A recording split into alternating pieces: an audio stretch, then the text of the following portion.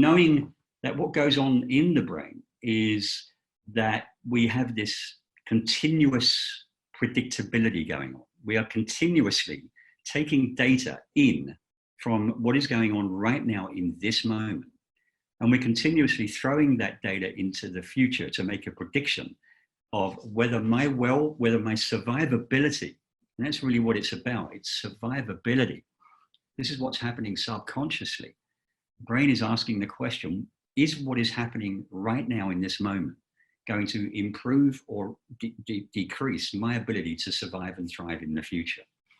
And if the answer comes back that no, my ability to survive and thrive in the future is going to be diminished by what's happening right now, then we'll create a sense of stress, a sense of psychological distress, which may take us away from things that we really care about.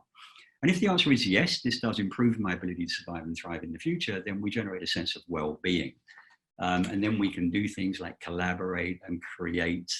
And from a physical point of view, the body will undertake long-term building projects like healing and building, and really working on healing the body. When we're under stress, all of these things unfortunately get set aside.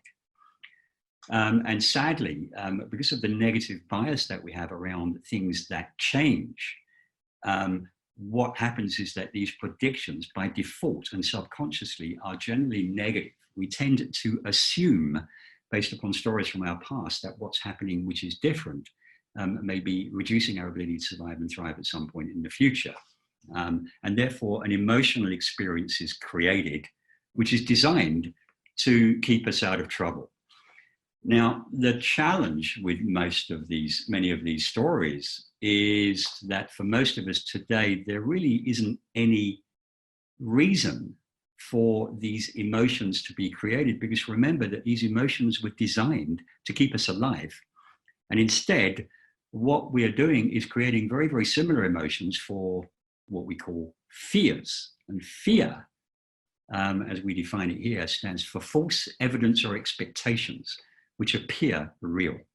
False evidence or expectations that appear real. There may be no real threat of loss of something which is genuinely dear to us.